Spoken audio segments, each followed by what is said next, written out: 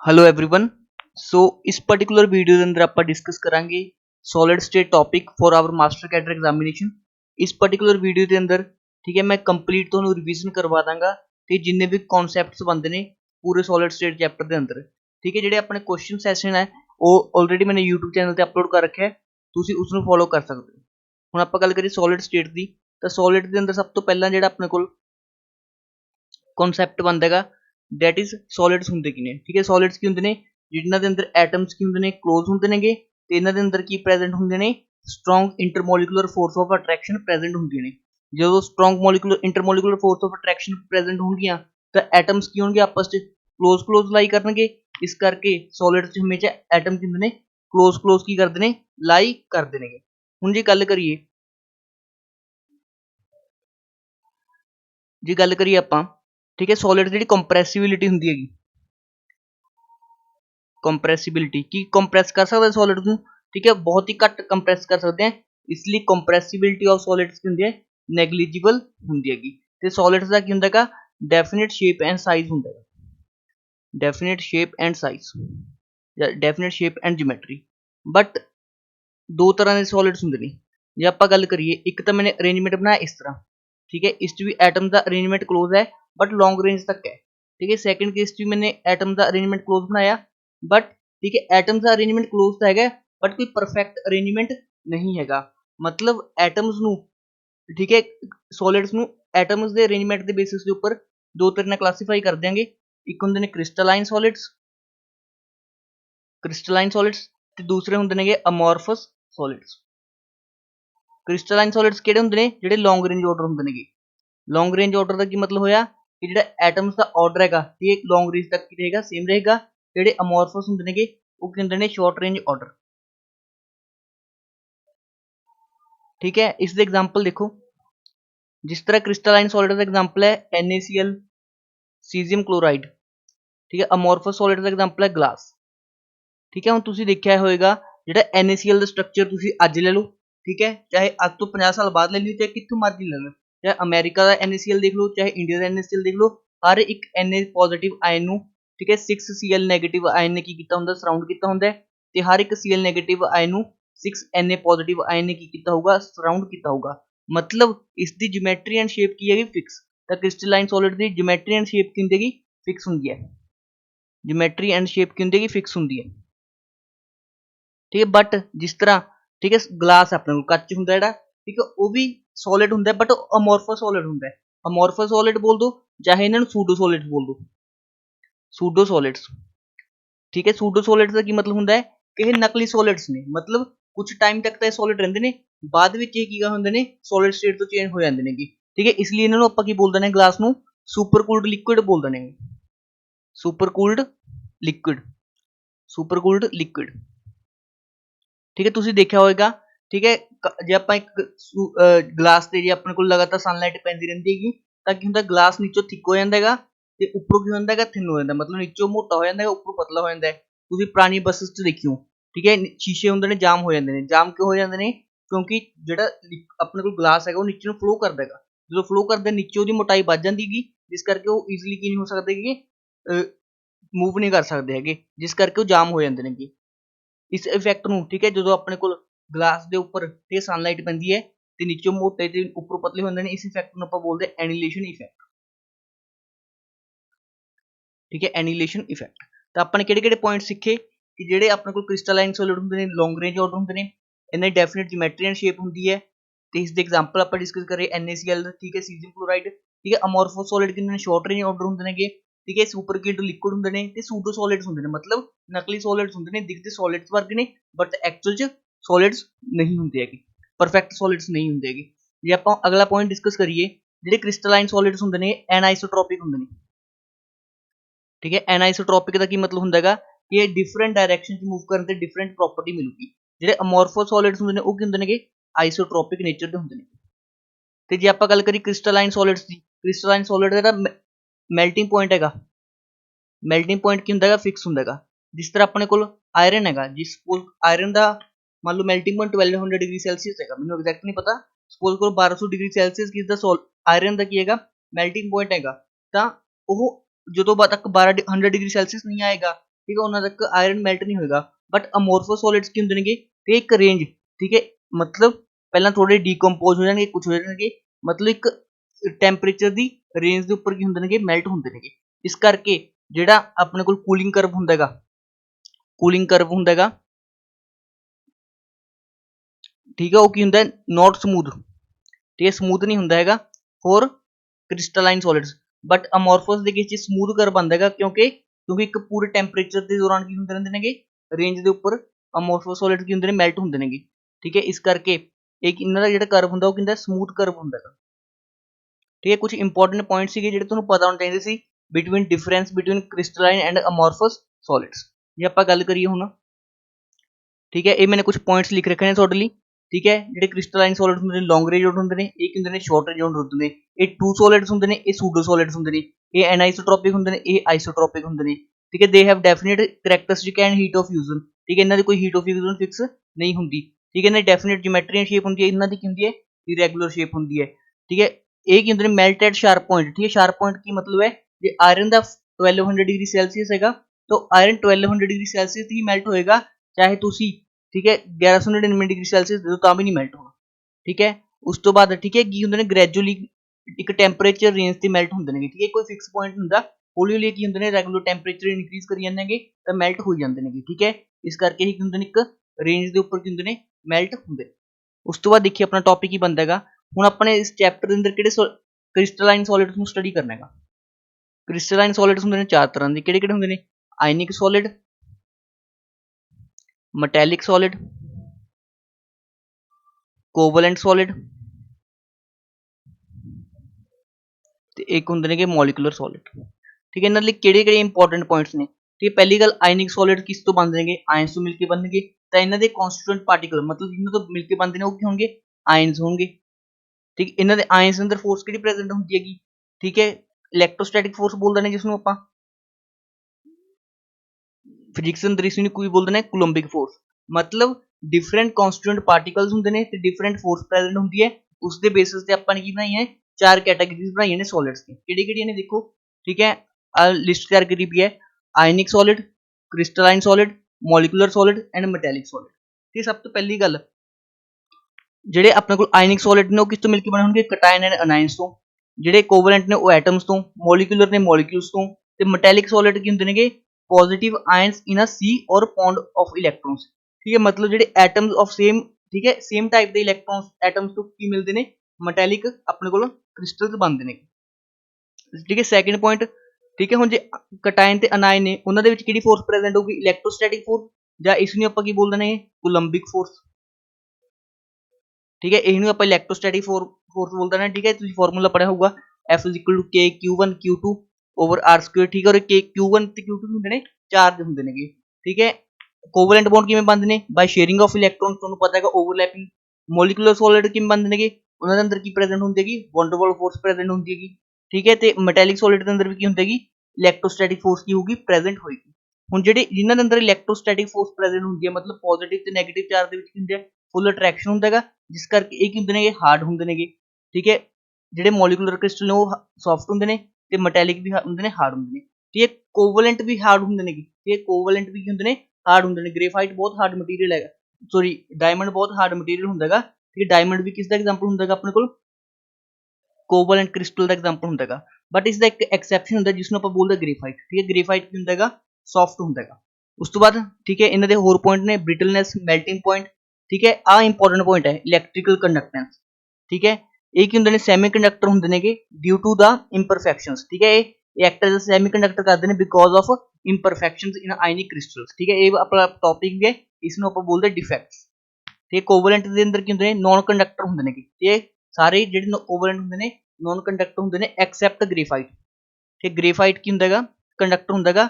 ਸ਼ਾਇਦ ਇਹ ਤੁਹਾਡੇ ਮਾਸਟਰ ਕੈਡਰ ਦੇ ਐਗਜ਼ਾਮੀਨੇਸ਼ਨ ਚ ਪੁੱਛ ਵੀ ਚੁੱਕਿਆ ਮੈਨੂੰ ਲੱਗਦਾ ਹੈ, ਠੀਕ ਹੈ ਮੈਨੂੰ ਈਅਰ ਨਹੀਂ ਯਾਦ ਬਟ ਪੁੱਛਿਆ ਹੋਇਆ ਹੈ, ਠੀਕ ਹੈ। ਜਿਹੜੇ ਮੋਲੀਕੂਲਰ ਹੁੰਦੇ ਨੇ ਤੇ ਬੈਡ ਹੁੰਦੇ ਨੇ, ਜਿਹੜੇ ਮੈਟੈਲਿਕ ਹੁੰਦੇ ਨੇ ਉਹ ਹੁੰਦੇ ਨੇ ਗੁੱਡ ਕੰਡਕਟਰ ਆਫ ਇਲੈਕਟ੍ਰਿਸਿਟੀ ਹੁੰਦੇ ਨੇ। ਉਸ ਤੋਂ ਬਾਅਦ ਜੇ ਆਪਾਂ ਗੱਲ ਕਰੀਏ ਗ੍ਰੇਫਾਈਟ ਕਿਉਂ ਹੁੰਦਾ ਹੈਗਾ ਗੁੱਡ ਕੰਡਕਟਰ, ਕਿਉਂਕਿ ਇਹ ਇਸ ਤੇ ਕੀ ਹੁੰਦਾ ਹੈਗਾ ਕਾਰਬਨ ਜਿਹੜੀ ਹਾਈਬ੍ਰਿਡਾਈਜੇਸ਼ਨ ਹੁੰਦੀ ਹੈਗੀ ਉਹ ਹੁੰਦੀ ਹੈ sp2 ਹਾਈਬ੍ਰਿਡਾਈਜੇਸ਼ਨ, ਠੀਕ ਹੈ। sp2 ਹਾਈਬ੍ਰਿਡਾਈਜੇਸ਼ਨ ਇੱਕ ਇਲੈਕਟ੍ਰੋਨ ਕੀ ਹੁੰਦਾ ਹੈਗਾ ਫ੍ਰੀ ਹੁੰਦਾ, ਜਿਹੜਾ ਇੱਕ ਇਲੈਕਟ੍ਰੋਨ ਨਾਲ ਕੀ ਕਰ ਸਕਦਾ ਹੈਗਾ ਮੂਵ ਕਰ ਸਕਦਾ ਹੈਗਾ, ਠੀਕ ਹੈ ਬਿਟਵੀਨ ਦਾ ਲੇਅਰਸ, ਠੀਕ ਹੈ। ਹੈਗਜ਼ਾਗੋਨਲ ਲੇਅਰਸ ਤੋਂ ਮਿਲ ਕੇ ਬਣਦਾ ਹੈਗਾ, ਹੈਗਜ਼ਾਗੋਨਲ ਲੇਅਰਸ ਤੋਂ ਮਿਲ ਕੇ ਬਣਦਾ ਹੁੰਦਾ ਗ੍ਰੇਫਾਈਟ, ਤੇ ਉਹ ਜਿਹੜਾ ਇਲੈਕਟ੍ਰੋਨ ਫ੍ਰੀ ਹੁੰਦਾ ਹੈਗਾ ਉਹ ਕੀ ਕਰ ਸਕਦਾ, ਇਹਨਾਂ ਲੇਅਰਸ ਦੇ ਅੰਦਰ ਮੂਵ ਕਰ ਸਕਦਾ ਹੈ। ਜਦੋਂ ਵੀ ਇਲੈਕਟ੍ਰੋਨ ਦਾ ਮੂਵਮੈਂਟ ਹੁੰਦਾ ਹੈ ਦੈਟ ਇਜ਼ ਕੰਡਕਸ਼ਨ ਕੀ ਹੁੰਦੀ ਹੈ, ਜਨਰੇਟ ਹੁੰਦੀ ਹੈ। ਉਸ ਤੋਂ ਬਾਅਦ ਇਹ ਕੁਝ ਐਗਜ਼ਾਮਪਲ ਲਿਖ ਰੱਖੇ ਨੇ ਮੈंने, ठीक है, एग्जाम्पल जरूर पढ़ लियो, चाहे डाटा रहने दो, ठीक है, जरूरी नहीं है डाटा पढ़ने का, ठीक है, बट एग्जाम्पल सारे नोट कर लो, ठीक है। ये आयनिक सॉलिड्स ने, मतलब आयंस कंपाउंड होंगे, जिस तरह NaCl है, तो किस तो मिलकर बने होगा, दो आयंस तो मिलकर बने होगा, Na पॉजिटिव Cl नेगेटिव, ठीक है। डायमंड, ग्रेफाइट, क्वार्ट्स, ठीक है, सिलिकॉन कार्बाइड, ठीक है, सारे की होंगे ने अपने को कोवलेंट सॉलिड्स होंगे, ये मॉलिक्यूलर सॉलिड्स हो गए। ये किहड़े हो गए जिहड़े भी अपने को मैटल्स होंगे ने, ठीक है, जिस तरह आयरन, ठीक है, अपने को चांदी होगी, कॉपर हो गया, तांबा हो गया, ठीक है, सोडियम हो गया, प्लैटिनम हो गया, जिन्ने भी अलॉयस ने वो की ने अपने को, ठीक है, मैटैलिक सॉलिड्स की कैटेगरी च आते। हुण देखो आपां ने स्टडी करने ने आयनिक सॉलिड्स, आपां की स्टडी करने हैं आयनिक सॉलिड्स स्टडी करने हैं।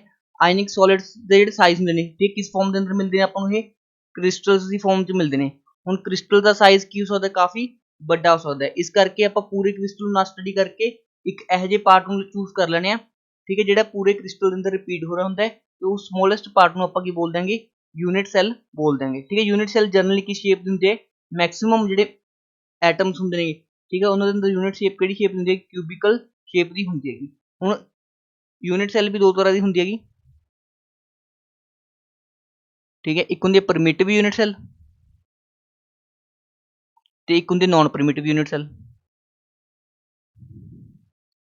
ठीक है। प्रिमिटिव यूनिट सेल का की मतलब होंदा हैगा atoms will present eight corners only, ठीक है, एटम्स कितने प्रेजेंट होंगे, atoms will present eight corners only, ठीक है। नॉन प्रिमिटिव यूनिट सेल के अंदर की होगा, एटम्स कॉर्नर्स से प्रेजेंट होंगे प्लस किसी सेंटर से भी होंगे प्रेजेंट होंगे, ठीक है। मैं बाद में पढ़ाऊंगा, पहले देखो यूनिट सेल की होंदी हैगी एक रिपीटिंग स्मॉलेस्ट रिपीटिंग यूनिट होंदी है जिहड़ी क्रिस्टल च लाई करदी है। जे अपने यूनिट सैल ਨੂੰ स्टडी कर लिया तो अपने पूरे क्रिस्टल ਨੂੰ स्टडी कर लिया। जिस तरह ब्रिक इन अ बाल, ठीक है, ब्रिक की होंदी हैगी, ये एक इट की होंदी है कि पूरी वॉल दी यूनिट सैल होंदी है, मतलब वही बार बार की होंदी है, रिपीट होंदी रहंदी है। हुण जे आपां गल करिए 3D ਦੇ अंदर, ठीक है, हुण मैंने तुहानूं दस्सिआ कि जिहड़ी यूनिट सैल होंदी क्यूबिकल शेप दी होंदी हैगी। हुण 3D ਦੇ अंदर ਤਿੰਨ ਆਪਣੇ ਕੋਲ एंगल ਹੁੰਦੇ ਨੇ ABC, ठीक है, सॉरी ਤਿੰਨ ਸਾਈਡਸ ਹੁੰਦੇ ਨੇ ABC ਤੇ ਤਿੰਨ एंगल ਹੁੰਦੇ ਨੇ अल्फा बीटा गामा, ठीक है। ਇਹਨਾਂ ਦੇ ਬੇਸਿਸ ਦੇ ਉੱਪਰ ਆਪਣੇ ਕੋਲ 7 तरह के क्रिस्टल लैटिस पॉसिबल होंगे ने, वो किहड़े-किहड़े होंदे ने देखदे आपां। ये सीगे, ठीक है, इसनूं मैं एक वीडियो के अंदर ट्रिक भी दस रखी है, जिहड़ी मेरी प्रॉब्लम सॉल्विंग है CTOHRMT, ठीक है। इन्हां दे अंदर ABC दा रिलेशन की हुंदा हैगा, ठीक है, अल्फा बीटा गामा दा रिलेशन की हुंदा हैगा, ठीक है। जिहड़ी मेरी वीडियो ना सॉलिड स्टेट जिस च मैंने 60+ क्वेश्चन डिस्कस कीते ने, उस दे अंदर मैं इस पूरे टेबल नूं, ठीक है, याद करने दी ट्रिक भी दस रखी है तुहानूं, ठीक है। ते इस तो बाद, ठीक है, उरे अपन एक नंबर याद करना होंदा 324 1121, ठीक है, उरे की बन जाएगा ये पॉसिबल क्रिस्टल सिस्टम ने, ठीक है, जिन्ना सारे एड अप कर दिए तो ये बन जाएंगे 14, ठीक है। इसलिए आप बोल देंगे 14 टाइप्स ऑफ वराबियस लैटिस होंगे ने इन अ 3D यूनिट सेल। ते क्रिस्टल सिस्टम कितने होंगे ने, 7 टाइप ऑफ क्रिस्टल सिस्टम होंगे ने, ठीक है। उन्होंने ABC ते अल्फा बीटा गामा के अंदर की रिलेशन है, ये सारे तुहाडे याद होने कंपलसरी ने, ठीक है, बहुत इंपॉर्टेंट टॉपिक है, ठीक है। उस तो बाद देखते आपां किहड़ा टॉपिक बनता है। हाँ, हुण देखो आपां गल करदे यूनिट सैल दी, ठीक है, यूनिट सैल की हुंदी है अपने कोल, ठीक है, जनरली आपां ने किस शेप दी पढ़नी है, क्यूबिकल शेप दी पढ़नी है, ठीक है, या तो होएगी प्रिमिटिव या होएगी नॉन प्रिमिटिव। प्रिमिटिव का की मतलब है atoms will present at corner only, non primitive का की मतलब है atoms will present at corner plus किसी सेंटर से प्रेजेंट होंगे, मतलब कॉर्नर प्लस सेंटर से जो प्रेजेंट होंगे that is non primitive unit cell, ते ओनली कॉर्नर से प्रेजेंट होंगे, ओनली कॉर्नर से प्रेजेंट होंगे that is primitive unit cell. हुण देखो प्रिमिटिव यूनिट सेल का सिर्फ एक ही एग्जांपल होंदा दैट इज SCC, SCC का की मतलब होंदा हैगा simple cubic unit cell, simple cubic unit cell. तो इसके तीन एग्जाम्पल होंगे ने अपने को FCC, BCC, ECC, ठीक है। FCC का मतलब होंगे फेस सेंटर्ड क्यूबिक, BCC का मतलब होंगे बॉडी सेंटर्ड क्यूबिक, तो ECC का होंगे एज सेंटर्ड क्यूबिक। हुण किसी क्यूब के अंदर जे आपां एक क्यूब की गल करिए, ठीक है किन्ने कॉर्नर्स ਹੁੰਦੇ ਨੇਗੇ 8 कॉर्नर्स ਹੁੰਦੇ ਨੇਗੇ ਕਿੰਨੇ ਫੇਸ ਸੈਂਟਰ ਹੁੰਦੇ ਨੇਗੇ ठीक है 6 ਫੇਸ ਸੈਂਟਰ ਹੁੰਦੇ ਨੇ ਕਿੰਨੇ ਐਜ ਸੈਂਟਰ ਹੁੰਦੇ ਨੇਗੇ ठीक है 12 ਐਜ ਸੈਂਟਰ ਹੁੰਦੇ ਨੇਗੇ ਤੇ ਕਿੰਨੇ ਬੋਡੀ ਸੈਂਟਰ ਹੁੰਦੇ ਨੇਗੇ ਤੇ ਬੋਡੀ ਸੈਂਟਰ ਤਾਂ ਬਿਲਕੁਲ ਬੋਡੀ ਦੇ ਵਿੱਚੋਂ ਵਿੱਚ ਡੈਟ ਇਜ਼ 1 ਹੀ ਹੋਏਗਾ ਠੀਕ ਹੈ ਕਾਰਨਰ ਤੁਹਾਨੂੰ ਪਤਾ ਇੱਕ ਰੂਮ ਦੇ ਅੰਦਰ 8 ਹੁੰਦੇ ਨੇ ਜੇ ਆਪਾਂ ਗੱਲ ਕਰੀਏ ਇੱਕ ਕਿਊਬ ਦੇ ਅੰਦਰ ਇਹਨਾਂ ਦਾ ਕੰਟਰੀਬਿਊਸ਼ਨ ਕਿੰਨਾ ਹੈਗਾ ठीक है कॉर्नर का कंट्रीब्यूशन कितना होता है 1/8 ਤੇ ਫੇਸ ਸੈਂਟਰ ਦਾ ਕੰਟਰੀਬਿਊਸ਼ਨ ਕਿੰਨਾ ਹੁੰਦਾ 1/2 ਐਜ ਸੈਂਟਰ ਦਾ ਕੰਟਰੀਬਿਊਸ਼ਨ ਕਿੰਨਾ ਹੁੰਦਾ 1/4 ਤੇ ਬੋਡੀ ਸੈਂਟਰ ਦਾ ਕੰਟਰੀਬਿਊਸ਼ਨ ਕਿੰਨਾ ਹੁੰਦਾ ਹੈਗਾ 1 ਹੁੰਦਾ ਹੈਗਾ ਹੁਣ ਜੇ ਆਪਾਂ ਇੱਕ ਟੌਪਿਕ ਪੜ੍ਹਦੇ ਹਾਂ ਜਿਸ ਨੂੰ ਆਪਾਂ ਬੋਲਦੇ ਹਾਂ effective number of atoms in a unit cell effective number of atoms in a unit cell ठीक है effective number of atoms in a unit cell ठीक है 1/8 कंट्रीब्यूशन ਦਾ ਕੀ ਮਤਲਬ ਹੈਗਾ ਕਿ ਜਿਹੜਾ ਇਹ ਐਟਮ ਹੈ ਠੀਕ ਹੈ ਇੱਕ ਕਿਊਬ ਦੇ ਅੰਦਰ ਠੀਕ ਹੈ ਇੱਕ ਕਾਰਨਰ ਤੇ ਸਿਰਫ 1/8 ਪਾਰਟ ਹੀ ਹੈ ਉਹਦਾ ਕਿ ਪੂਰਾ ਐਟਮ ਨਹੀਂ ਹੈਗਾ ਹੁਣ ਇਫੈਕਟਿਵ ਕਿੰਨੇ ਐਟਮਸ ਹੋ ਸਕਦੇ ਨੇ ਇੱਕ ਯੂਨਿਟ ਸੈਲ ਦੇ ਅੰਦਰ ਜੇ ਆਪਾਂ ਗੱਲ ਕਰੀਏ ਐਸਸੀਸੀ ਦੇ ਕੇਸ 'ਚ ਠੀਕ ਹੈ ਐਸਸੀਸੀ ਦੇ ਕੇਸ 'ਚ ਐਟਮ ਸਿਰਫ ਕਿੱਥੇ ਪ੍ਰੈਜ਼ੈਂਟ ਹੋਣਗੇ ਕਾਰਨਰਸ ਤੇ ਪ੍ਰੈਜ਼ੈਂਟ ਹੋਣਗੇ ਕਿੰਨੇ ਕਾਰਨਰ ਨੇ 8 ਨੇ ਬਟ ਇੱਕ ਦਾ ਇੱਕ ਕਿਊਬ ਦੇ ਅੰਦਰ ਕਿੰਨਾ ਹਿੱਸਾ ਆ ਰਿਹਾ 1/8 ਤਾਂ ਇਫੈਕਟਿਵਲੀ ਕਿੰਨੇ ਐਟਮਸ ਆ ਗਏ 1 ਤੇ BCC ਦੇ ਕੇਸ 'ਚ ਗੱਲ ਕਰੀਏ ठीक है BCC ਦੇ ਕੇਸ 'ਚ ਕਾਰਨਰ ਪਲੱਸ ਬੋਡੀ ਸੈਂਟਰ ਤੇ ਪ੍ਰੈਜ਼ੈਂਟ ਹੋਣਗੇ ਤਾਂ ਹੁਣ ਦੇਖੋ ਕਾਰਨਰ ਤੋਂ ਇੱਕ ਆ ਗਿਆ ਆਪਣੇ ਉੱਪਰ ਸੋਲਵ ਕਰ ਲਿਆ ਬੋਡੀ ਸੈਂਟਰ ਦਾ ਵੀ ਇੱਕ ਕੰਟਰੀਬਿਊਸ਼ਨ ਹੁੰਦਾ ਹੈਗਾ ਤਾਂ ਟੋਟਲ ਕਿੰਨੇ ਆ ਜਾਣਗੇ ਦੋ ਐਟਮਸ ਆ ਜਾਣਗੇ ਤੇ FCC ਦੇ ਕੇਸ ਕੀ ਆ ਜਾਏਗਾ ਕਾਰਨਰ ਪਲੱਸ ਫੇਸ ਸੈਂਟਰ ਦੇ ਉੱਪਰ ਤੇ ਕਾਰਨਰ ਤੋਂ ਇੱਕ ਆ ਹੀ ਗਿਆ 6 ਫੇਸ ਹੁੰਦੇ ਨੇ ਇੱਕ ਦਾ ਕੰਟਰੀਬਿਊਸ਼ਨ 1/2 मतलब 4 ਆ ਜਾਏਗਾ ठीक है एज सेंटर क्यूबिक ECC ਦੇ ਕੇਸ 'ਚ कॉर्नर प्लस किस ते प्रेजेंट होंगे एज सेंटर ते प्रेजेंट होंगे ठीक है कॉर्नर किन तो 1 आ गया एज सेंटर 12 एज से का कंट्रीब्यूशन 1/4 ਤੇ ਇਹ ਵੀ ਕਿੰਨਾ ਆ ਗਿਆ 4 ਆ ਗਿਆ ਮਤਲਬ ਇਸ ਨੂੰ ਆਪਾਂ ਡਿਨੋਟ ਕਰਦੇ Z ਨਾਲ ਇਫੈਕਟਿਵ ਨੰਬਰ ਆਫ ਐਟਮਸ ਠੀਕ ਹੈ SCC ਦੇ ਕੇਸ ਕਿੰਨੀ ਵੈਲਿਊ ਆ ਗਈ ਇਸ ਦੀ 1 Z ਦੀ ਵੈਲਿਊ FCC ਦੇ ਕੇਸ ਕਿੰਨੀ ਆ ਗਈ 4 Z ਦੀ ਵੈਲਿਊ BCC ਦੇ ਕੇਸ ਕਿੰਨੀ ਆ ਗਈ 2 Z the value in case of ECC ਕਿੰਨੀ ਆ ਗਈ 4 ਠੀਕ ਹੈ ਇਹ ਵੈਲਿਊ ਤੁਹਾਡੇ ਯਾਦ ਰਹਿਣਗੀਆਂ बिल्कुल याद रहनी ही पैनियां ने ठीक है करनी ही पैनियां ने ਤੁਹਾਨੂੰ ठीक है आ देख लो बई ठीक है ਜਦੋਂ ਦੇਖੋ ਇੱਕ ਕੋਈ ਐਟਮ ਦਾ ਕਾਰਨਰ ਤੇ ਪ੍ਰੈਜ਼ੈਂਟ ਹੋਊਗਾ ਉਹ 8 ਕਿਊਬਸ ਨਾਲ ਕੀ ਹੈਗਾ ਸ਼ੇਅਰ ਹੈਗਾ ਮਤਲਬ ਇੱਕ ਕਿਊਬ ਦੇ ਅੰਦਰ ਕਿੰਨਾ ਕੰਟਰੀਬਿਊਸ਼ਨ ਆ ਗਿਆ ਉਸਦਾ 1/8 ਠੀਕ ਹੈ ਕਾਰਨਰ ਦਾ ਕੰਟਰੀਬਿਊਸ਼ਨ 1/8 ਠੀਕ ਹੈ ਫੇਸ ਤੁਸੀਂ ਆਪਦਾ ਤੁਸੀਂ ਦੀਵਾਰ ਲਓ ਠੀਕ ਹੈ ਉਹਦਾ ਫੇਸ ਸੈਂਟਰ ਲਓ ਉਹ ਮੈਕਸਿਮਮ ਇੱਕ ਰੂਮ ਨਾਲ ਸ਼ੇਅਰ ਹੋਏਗਾ ਦੇਖੋ ਜਿਵੇਂ ਆ ਹੈਗਾ ਇਹ ਫੇਸ ਸੈਂਟਰ ਹੈਗਾ ਠੀਕ ਹੈ ਇਹ ਇਸ ਕਾਰਨਰ ਕਿਊਬ ਨਾਲ ਸ਼ੇਅਰ ਹੈ ਇਸ ਕਿਊਬ ਨਾਲ ਮਤਲਬ ਮੈਕਸਿਮਮ ਦੋ ਨਾਲ ਸ਼ੇਅਰ ਹੋ ਸਕਦਾ ਹੈ ਇਸ ਲਈ ਦਾ ਕੰਟਰੀਬਿਊਸ਼ਨ 1/2 ठीक है एज 4 ਨਾਲ शेयर हो सकता है इसलिए इसका कंट्रीब्यूशन 1/4 ठीक है क्वेश्चन करो ठीक है a compound AB is formed by A atoms are present at corners and B atoms are present at face center ठीक है if A atom is missing from the one corner what is the simple formula of the compound ठीक है देखो A atoms कितने present ने corners ਤੇ present ने ਤੇ corner ਕਿੰਨੇ ਹੁੰਦੇ ਨੇ 8 but one of the A atom is missing ठीक है मतलब ਇੱਕ corner atom ਕੀ ਹੈਗਾ missing ਹੈ ਤਾਂ corner atom ਕਿੰਨੇ ਬਚ ਗਏ 7 ਤੇ ਆਪਾਂ ਗੱਲ ਕਰੀਏ ਇਸ ਇੱਕ ਦਾ ਕੰਟਰੀਬਿਊਸ਼ਨ ਕਿੰਨਾ ਹੁੰਦਾ 1/8 ਤੇ B atoms are present at face centre 6 face ਹੁੰਦੇ ਨੇ ਇੱਕ ਦਾ ਕੰਟਰੀਬਿਊਸ਼ਨ 1/2 ਤੇ ਕੀ ਬਣ ਜਾਏਗਾ A 7/8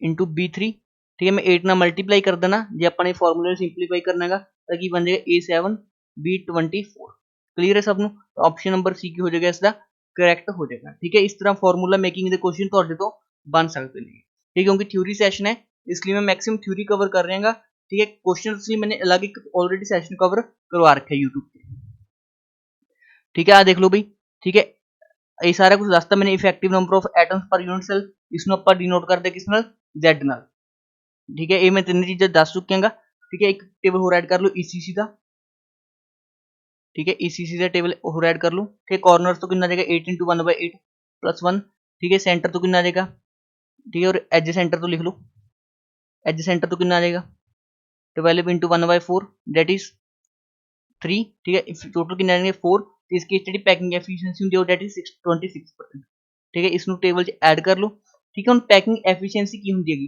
ਦੇਖੋ ਐਟਮਸ ਕੀ ਹੁੰਦੇ ਨੇ ਸਫੈਰੀਕਲ ਸ਼ੇਪ ਹੁੰਦੇ ਨੇ ਜਦੋਂ ਆਪਾਂ ਸਫੇਅਰ ਨੂੰ ਅਰੇਂਜ ਕਰਾਂਗੇ ਤੇ ਕੁਝ ਵੇਕੈਂਟ ਸਪੇਸਿਸ ਵੱਜ ਜਾਂਦੇ ਨੇ ਹੁਣ ਕਿਸੇ ਯੂਨਿਟ ਸੈਲ ਦੇ ਅੰਦਰ ਐਟਮਸ ਕਿੰਨੀ ਸਪੇਸ ਆਕੂਪਾਈ ਕਰ ਰਹੇ ਨੇ ਉਸ ਨੂੰ ਆਪਾਂ ਕੀ ਬੋਲਦੇ ਨੇ ਉਸ ਦੀ ਪੈਕਿੰਗ ਐਫੀਸ਼ੀਐਂਸੀ ਮਤਲਬ SCC ਦੇ ਕੇਸ ਸਿਰਫ 52.4% ਤੇ BCC ਦੇ ਕੇਸ 68% ठीक है ਤੇ ਫੇਸ ਸੈਂਟਰ ਦੇ ਕੇਸ ਕਿੰਨੀ ਹੈ 74% ਜੇ ਤੁਹਾਡੇ ਤੋਂ ਪੁੱਛ ਰਿਹਾ ਪਰਸੈਂਟੇਜ ਵੋਇਡ ਠੀਕ ਹੈ ਜਿਹੜੀ ਪੈਕਿੰਗ ਐਫੀਸ਼ੀਐਂਸੀ ਉਹ ਤਾਂ ਐਟਮਸ ਨੇ ਕਿੰਨੀ ਜਗ੍ਹਾ ਘੇਰ ਰੱਖੀ ਹੈ, ਜਿਹੜੀ ਰਹਿ ਗਈ ਠੀਕ ਹੈ ਇਹ ਅਰਾਊਂਡ ਆ ਜਾਏਗੀ 48% ਦੇ ਅਰਾਊਂਡ ਆ ਜਾਏਗੀ, ਠੀਕ ਹੈ ਕੈਲਕੂਲੇਟ ਕਰ ਲੈਣਾ, ਠੀਕ ਹੈ 32% ਦੇ ਅਰਾਊਂਡ ਆ ਜਾਏਗੀ, ਇਹ ਆ ਜਾਏਗੀ 26% ਦੇ ਅਰਾਊਂਡ, ਠੀਕ ਹੈ ਇਸ ਨੂੰ 100 ਤੋਂ ਮਾਈਨਸ ਕਰਕੇ ਲਿਖ ਲਓ, ਉਸ ਨੂੰ ਆਪਾਂ ਬੋਲਦੇ ਨੇ ਪਰਸੈਂਟੇਜ ਵੋਇਡ। ਇਹ ਵੋਇਡ ਦਾ ਕੀ ਮਤਲਬ ਹੋਇਆ, ਜਿਹੜੀ ਐਮਟੀ ਸਪੇਸ ਕੀ ਹੋਗੀ ਬਚ ਗਈ। ਉਸ ਤੋਂ ਬਾਅਦ ਦੇਖੀਏ ਆਪਣਾ ਟੌਪਿਕ ਬਣਦਾ ਹੈਗਾ, ਹਾਂ ਠੀਕ ਹੈ ਪੂਰਾ ਟੇਬਲ ਤੁਹਾਨੂੰ ਯਾਦ ਕਰਨਾ ਹੈਗਾ, ਠੀਕ ਹੈ ਇਹ मैंने ਵਧੀਆ ਟੇਬਲ ਐਡ ਕਰਤਾ ਤੁਹਾਡੇ ਲਈ, ਠੀਕ ਹੈ ਦੇਖੋ ਜਿਹੜਾ ਆਪਣੇ ਕੋਲ ਠੀਕ ਹੈ ਪੈਕਿੰਗ ਹੁੰਦੀ ਹੈ, ਇੱਕ ਹੁੰਦੀ ਹੈ ਏਬੀ ਟਾਈਪ ਆਫ ਪੈਕਿੰਗ, ਇੱਕ ਹੁੰਦੀ ਹੈ ਏਬੀਸੀ ਟਾਈਪ ਆਫ ਪੈਕਿੰਗ, ਠੀਕ ਹੈ ਏਬੀ ਟਾਈਪ ਆਫ ਦਾ ਪੈਕਿੰਗ ਦਾ ਕੀ ਮਤਲਬ ਹੈ, ਜਦੋਂ ਆਪਾਂ ਨੇ ਐਟਮਸ ਨੂੰ ਅਰੇਂਜ ਕਰਨਾ ਸਟਾਰਟ ਕੀਤਾ, ਜੇ ਆਪਾਂ ਨੇ ਪਹਿਲੀ ਲੇਅਰ ਲਗਾਈ ਫਿਰ ਇਸ ਦੇ ਉੱਪਰ ਇੱਕ ਲੇਅਰ ਲਗਾਈ ਫਿਰ ਇੱਕ ਹੋਰ ਲੇਅਰ ਲਗਾਈ, ਮੰਨ ਲਓ ਪਹਿਲੀ ਲੇਅਰ ਤੇ ਤੀਜੀ ਲੇਅਰ ਸੇਮ ਹੋ ਜਾਣਗੇ ਤਾਂ ਇਸ ਟਾਈਪ ਦੀ ਪੈਕਿੰਗ ਨੂੰ ਆਪਾਂ ਕੀ ਬੋਲਾਂਗੇ ਏਬੀ ਟਾਈਪ ਆਫ ਪੈਕਿੰਗ। ਜੇ ਆਪਣੇ ਕੋਲ ਪਹਿਲੀ ਦੂਜੀ ਠੀਕ ਹੈ ਏਬੀਸੀ ਦੇ ਕੇਸ ਚ ਕੀ ਹੋਏਗਾ, ठीक है पहली लेयर डिफरेंट होएगी, दूसरी लेयर डिफरेंट होएगी, तीसरी लेयर डिफरेंट होगी, फिर पहली ते चौथी सेम होणगे, फिर चौथी ते दूजी ते पंजवीं सेम होणगियां, ठीक है इस तरह लेयर ਨੂੰ ਆਪਾਂ ਬੋਲਾਂਗੇ ਏਬੀਸੀ ਪੈਕਿੰਗ। ਜਿਹੜੀ ਬੀਸੀਸੀ ਪੈਕਿੰਗ ਹੁੰਦੀ ਹੈ ਉਹ ਕਿਹੜੀ ਹੁੰਦੀ ਹੈ ਏਬੀਏਬੀ, ਜਿਹੜੀ ਐਚਸੀਪੀ ਹੁੰਦੀ ਹੈ ਉਹ ਵੀ ਕਿਹੜੀ ਹੁੰਦੀ ਹੈ ਏਬੀਏਬੀ, ਬਟ ਜਿਹੜੀ ਐਫਸੀਸੀ ਪੈਕਿੰਗ ਹੁੰਦੀ ਹੈ ਉਹ ਕਿਹੜੀ ਟਾਈਪ ਦੀ ਹੁੰਦੀ ਹੈ ਏਬੀਸੀ ਟਾਈਪ ਆਫ ਪੈਕਿੰਗ, ठीक है नंबर ऑफ एटम्स, ठीक है ये मैं ऑलरेडी दस चुका हूं, जेड में आप डिनोट करते हैं इसमें, ठीक है ਤੇ ਉਸ ਤੋਂ ਬਾਅਦ ਠੀਕ ਹੈ ਜੇ ਆਪਾਂ ਗੱਲ ਕਰੀਏ ਕੋਆਰਡੀਨੇਸ਼ਨ ਨੰਬਰ, ਠੀਕ ਹੈ ਕੋਆਰਡੀਨੇਸ਼ਨ ਨੰਬਰ ਦਾ ਕਨਸੈਪਟ ਸਿੱਖ ਲਓ, ਠੀਕ ਕੋਆਰਡੀਨੇਸ਼ਨ ਨੰਬਰ ਦਾ ਮਤਲਬ ਹੁੰਦਾ ਹੈਗਾ ਨੰਬਰ ਆਫ ਨੀਅਰੈਸਟ ਨੇਬਰ, ਕਿ ਤੁਹਾਨੂੰ ਕਿੰਨੇ ਐਟਮਸ ਟੱਚ ਕਰ ਰਹੇ ਨੇ, ਠੀਕ ਹੈ ਨੰਬਰ ਆਫ ਨੀਅਰੈਸਟ ਨੇਬਰ, ਠੀਕ ਹੈ ਜੇ ਗੱਲ ਕਰੀਏ ਐਸਸੀਸੀ ਸਿਸਟਮ ਹੁੰਦਾ ਹੈਗਾ, ਐਫਸੀਸੀ ਸਿਸਟਮ ਹੁੰਦਾ ਹੈਗਾ, ਬੀਸੀਸੀ ਸਿਸਟਮ ਹੁੰਦਾ ਹੈਗਾ ਤੇ ਐਚਸੀਪੀ ਸਿਸਟਮ ਹੁੰਦਾ ਹੈ, ਠੀਕ ਹੈ ਤਿੰਨ ਚਾਰ ਤਰ੍ਹਾਂ ਦੇ ਸਿਸਟਮ ਨੇਗੇ। ਐਸਸੀਸੀ ਸਿਸਟਮ ਦੇ ਅੰਦਰ ਠੀਕ ਹੈ ਜਿਹੜੀ ਆਪਣੇ ਕੋਲ ਕੋਆਰਡੀਨੇਸ਼ਨ ਨੰਬਰ ਹੁੰਦਾ ਹੈਗਾ ਉਹ ਕਿੰਨਾ ਹੁੰਦਾ ਹੈਗਾ 6 ਹੁੰਦਾ ਹੈਗਾ, ਠੀਕ ਹੈ ਐਫਸੀਸੀ ਦੇ ਕੇਸ 'ਚ 12 ਹੁੰਦਾ ਹੈਗਾ, ਬੀਸੀਸੀ ਦੇ ਕੇਸ 'ਚ ਕਿੰਨਾ ਹੁੰਦਾ ਹੈਗਾ ਆਪਣੇ ਕੋਲ 8 ਹੁੰਦਾ ਹੈਗਾ ਤੇ ਐਚਸੀਪੀ ਦੇ ਕੇਸ 'ਚ ਕਿੰਨਾ ਹੁੰਦਾ ਹੈਗਾ 12, ਠੀਕ ਹੈ ਨੋਟ ਕਰ ਲਓ ਵੈਲਿਊਜ਼ ਕੋਆਰਡੀਨੇਸ਼ਨ ਨੰਬਰ ਦੀਆਂ। ਤੇ ਕੋਆਰਡੀਨੇਸ਼ਨ ਨੰਬਰ ਕੀ ਦੱਸਦਾ ਹੈਗਾ ਕਿ ਇੱਕ ਯੂਨਿਟ ਸੈੱਲ ਦੇ ਅੰਦਰ ਕਿੰਨੇ ਜਿਹੜੇ ਐਟਮਸ ਨੇ ਉਹਨੂੰ ਟੱਚ ਕਰ ਰਹੇ ਨੇਗੇ। ਜਿਸ ਤਰ੍ਹਾਂ ਆਪਾਂ ਐਸਸੀਸੀ ਦੇ ਕੇਸ ਲਈਏ, ਠੀਕ ਹੈ ਐਸਸੀਸੀ ਦੇ ਕੇਸ 'ਚ ਕੀ ਹੋਏਗਾ ਐਟਮਸ ਸਿਰਫ ਕਿੱਥੇ ਪ੍ਰੈਜ਼ੈਂਟ ਹੋਣਗੇ ਕਾਰਨਰਸ ਤੇ ਪ੍ਰੈਜ਼ੈਂਟ ਹੋਣਗੇ। ਹੁਣ ਜਿਹੜਾ ਇੱਕ ਕਾਰਨਰ ਹੈ ਇਹ ठीक है और कितने एटम ਨਾਲ टच करूंगा 1 2 3, ठीक है तीन एटम्स ਤਾਂ ਇੱਕ ਯੂਨਿਟ ਸੈੱਲ ਦੇ ਅੰਦਰ ਐਡ ਕਰੇਗਾ, ठीक है ਇੱਕ ਇਸ ਤਰਫ ਹੋਏਗੀ ਜਿਹੜੀ ਯੂਨਿਟ, ਇੱਕ ਇਸ ਤਰਫ ਤੇ ਇੱਕ ਜਿਹੜੀ ਯੂਨਿਟ ਸੈੱਲ ਹੋਏਗੀ ਪਿੱਛੇ ਇਸ ਤਰ੍ਹਾਂ, ठीक है ਟੋਟਲ 6 ਤਰ੍ਹਾਂ ਦੇ ਐਟਮਸ ਨੂੰ ਕੀ ਕਰੇਗਾ ਟੱਚ ਕਰੇਗਾ। ਇਸ ਕਰਕੇ ਐਸਸੀਸੀ ਦੇ ਕੇਸ ਕਿੰਨਾ ਹੁੰਦਾ ਹੈਗਾ 6 ਕੀ ਹੁੰਦਾ ਹੈਗਾ ਕੋਆਰਡੀਨੇਸ਼ਨ ਨੰਬਰ ਹੁੰਦਾ ਹੈਗਾ। ਸਿਮਿਲਰਲੀ ਐਫਸੀਸੀ ਦੇ ਕੇਸ 'ਚ, ਬੀਸੀਸੀ ਦੇ ਕੇਸ ਤੇ ਐਚਸੀਪੀ ਦੇ ਕੇਸ 'ਚ, ਠੀਕ ਹੈ ਇਹਨਾਂ ਨੂੰ ਜ਼ਿਆਦਾ ਇਮੇजिन ਕਰਨ ਦੀ ਕੋਸ਼ਿਸ਼ ਨਾ ਕਰੋ, ਸਿੰਪਲੀ ਜੇ ਤੁਸੀਂ ਡਾਟਾ ਯਾਦ ਕਰ ਲੈਣਗੇ ਇਹ ठीक है that is more than enough, ठीक है because ਸਮਝਾਉਣ ਲਈ ਘੱਟੋ ਘੱਟ ਇਹ ਚੈਪਟਰ ਨੂੰ 10 ਤੋਂ 12 ਘੰਟੇ 'ਚ ਪੜਾਇਆ ਜਾਂਦਾ ਹੈ, because we are revising this chapter, ਠੀਕ ਹੈ ਤਾਂ ਮੈਂ ਜਿੰਨੇ ਵੀ ਇੰਪੋਰਟੈਂਟ ਕਨਸੈਪਟ ਨੇ ਉਹੀ ਦੱਸ ਰਿਹਾ ਤੁਹਾਨੂੰ, ਠੀਕ ਹੈ ਨਾ ਇਨ ਦਾ ਐਂਡ ਤੁਹਾਨੂੰ ਫਾਰਮੂਲਾ ਹੀ ਯਾਦ ਕਰਨੇ ਪੈਂਦੇ ਨੇਗੇ, ਕਿਉਂ ਫਿਰ ਆਪਾਂ ਫालतू ਟਾਈਮ ਵੇਸਟ ਕਰੀਏ, ਇਸ ਲਈ ਮੈਂ ਸਾਰੀ ਚੀਜ਼ਾਂ ਇੰਪੋਰਟੈਂਟ ਤੁਹਾਨੂੰ ਦੱਸ ਰਿਹਾਗਾ, ਠੀਕ ਹੈ ਇੱਕ ਟੌਪਿਕ ਬਣਦਾ that is relation between A and R, relation between A and R, ठीक है ए एंड आर ਦੇ ਵਿੱਚ ਕੀ ਰਿਲੇਸ਼ਨ ਹੁੰਦਾ ਹੈਗਾ, ਠੀਕ ਹੈ ए ਕੀ ਹੁੰਦੀ ਹੈਗੀ ਐਜ ਲੈਂਥ ਆਫ ਕਿਊਬ ਤੇ ਆਰ ਕੀ ਹੁੰਦਾ ਹੈਗਾ ਰੇਡੀਅਸ ਆਫ ਐਟਮ। ਹੁਣ ਦੇਖੋ ਐਸਟੀਸੀ ਦੇ ਕੇਸ 'ਚ ਕੀ ਹੋਏਗਾ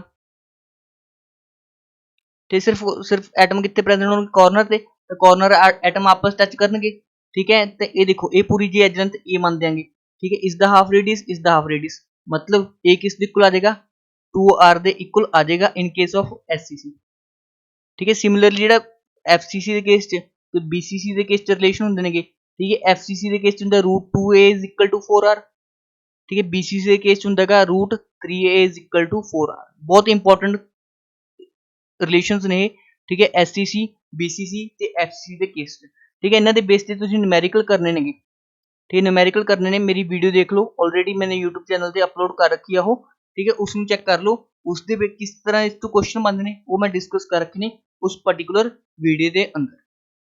हुण अपने को एक बनता डेंसिटी ऑफ यूनिट सेल, तो एक टॉपिक बनता डेंसिटी ऑफ यूनिट सेल, ठीक है डेंसिटी का की मतलब होंदा हैगा density equal to mass upon volume, ठीक है हुण किसी यूनिट सेल का मास कितना होएगा किन्ने उस यूनिट सेल के अंदर एटम्स प्रेजेंट ने, ठीक है उसनों आपां किस तरह रिप्रेजेंट करते हैं Z नाल, ठीक है into mass of one atom that is it's molar mass divided by Avogadro number, ठीक है, इनटू वॉल्यूम कितना होंगे ए क्यूब, ठीक है, इज इक्वल टू डेंसिटी, ठीक है। डेंसिटी को किस नाल रिप्रेजेंट करते ਆਪਾਂ रो नाल रिप्रेजेंट कर देंगे, ठीक है। क्लियर है सबनों ये वाला फॉर्मूला, क्लियर है ये वाला फॉर्मूला याद कर लो, Z इंटू एम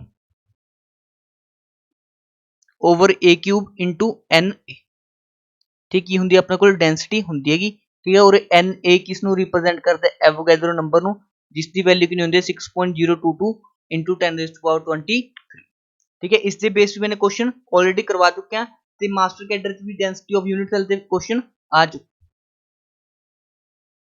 ठीक है। नेक्स्ट टॉपिक देखते हैं, ठीक है। बिल्कुल थोड़ी पैकिंग एफिशिएंसी भी ज्यादा होनी चाहिए, ठीक है।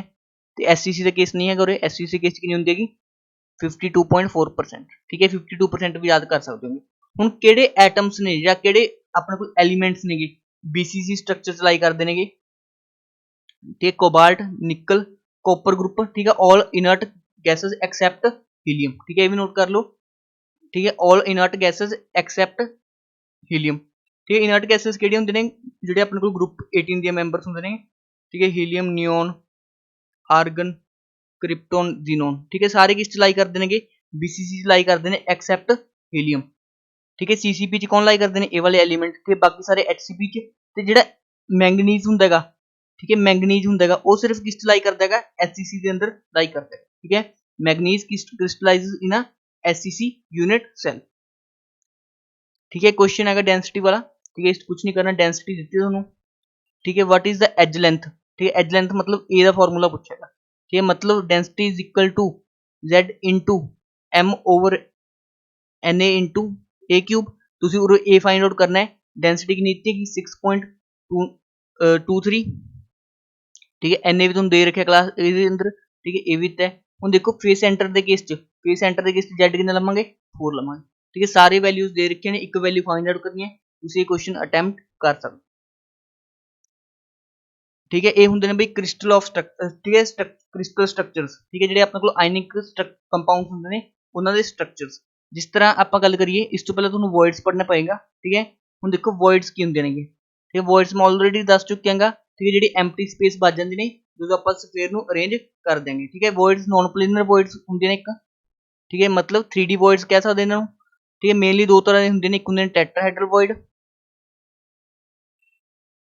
ਤੇ ਦੂਸਰੇ ਹੁੰਦੇ ਨੇ ऑक्टाहेड्रल वॉइड, ठीक है। टैट्राहेड्रल वॉइड मतलब, ठीक है, ਜਿਹੜੇ ਚਾਰ ਐਟਮਸ ਮਿਲ ਕੇ ਬਣ ਗਏ, ਠੀਕ ਹੈ। ਇੱਕ ਤਿੰਨ ਐਟਮ ਤਾਂ ਇੱਕ ਪਲੇਨ ਦੇ ਅੰਦਰ ਪ੍ਰੈਜ਼ੈਂਟ ਨੇ, ਤੇ ਇੱਕ ਐਟਮ ਕੀ ਇਸ ਦੇ ਉੱਪਰ ਪ੍ਰੈਜ਼ੈਂਟ ਹੈ, ਜਿਹੜੀ ਉਰੇ ਖਾਲੀ ਜਗ੍ਹਾ ਬਚ ਜਾਏਗੀ, ਠੀਕ ਹੈ। ਇसी ਵॉइड ਨੂੰ ਆਪਾਂ ਕੀ ਬੋਲਾਂਗੇ ਟੈਟਰਾहेड्रल वॉइड ਬੋਲ ਦਾਂਗੇ, ਕਿਉਂਕਿ ਇਹ ਚਾਰ ਐਟਮਸ ਮਿਲ ਕੇ ਬਣੀ ਹੈ, ਇਸ ਲਈ ਇਸਦਾ ਕੋਆਰਡੀਨੇਸ਼ਨ ਨੰਬਰ ਕਿੰਨਾ ਹੋ ਜਾਏਗਾ 4 ਹੋ ਜਾਏਗਾ, ਠੀਕ ਹੈ। ऑक्टाहेड्रल वॉइड ਜਦੋਂ ਆਪਾਂ ਨੇ ਐਟਮਸ ਨੂੰ ਅਰੇਂਜ ਕੀਤਾ, ਠੀਕ ਹੈ, ਸਪੋਜ਼ ਤਿੰਨ ਐਟਮਸ ਚਾਰ ਐਟਮਸ ਇੱਕ ਪਲੇਨ 'ਚ ਨੇ, ਤੇ ਇੱਕ ਇਸ ਦੇ ਉੱਪਰ ਇੱਕ ਇਸ ਦੇ ਨੀਚੇ ਹੈ, ठीक है। ਉਹੀ ਡਾਇਗਰਾਮ ਸ਼ੋ ਕੀਤੀ ਹੈ, ਜਿਹੜੀ ਉਰੇ ਖਾਲੀ ਜਗ੍ਹਾ ਬਚ ਜਾਏਗੀ ਉਸਨੂੰ ਕੀ ਬੋਲਾਂਗੇ ऑक्टाहेड्रल वॉइड बोलांगे, ठीक है। ऑक्टाहेड्रल वॉइड 6 एटम्स से मिलकर बनी है, इसलिए इसका कोऑर्डिनेशन नंबर कितना बन जाएगा 6 कोऑर्डिनेशन नंबर बन जाएगा। हुन गल करिए आपां relation between octahedral void and tetrahedral void, ठीक है। Relation between octahedral void and tetrahedral void, ठीक है। जिहड़े नंबर ऑफ टेट्राहेड्रल वॉइड्स हुंदियां ने, नंबर ऑफ टेट्राहेड्रल वॉइड्स वो की हुंदे ने हमेशा डबल होंगे ने नंबर ऑफ ऑक्टाहेड्रल वॉइड्स, ठीक, क्लियर है। Number of tetrahedral voids are always double of number of octahedral voids, ठीक है। देखो जिस तरह अपने को सपोज करो जे अपने को ऑक्टाहेड्रल वॉइड्स 4 ने गियां, तो टेट्राहेड्रल वॉइड्स कितने होंगे 8 होंगे। हुण वॉइड्स प्रेजेंट कित्थे हुंदियां ने गियां, जे आपां गल करिए वॉइड्स प्रेजेंट कित्थे हुंदियां ने गियां, ठीक है। जिहड़े अपने को टेट्राहेड्रल वॉइड्स प्रेजेंट हुंदे ने वो प्रेजेंट होंगे ने at each body diagonal, at each body diagonal, ठीक है। 2 tetrahedral voids are present,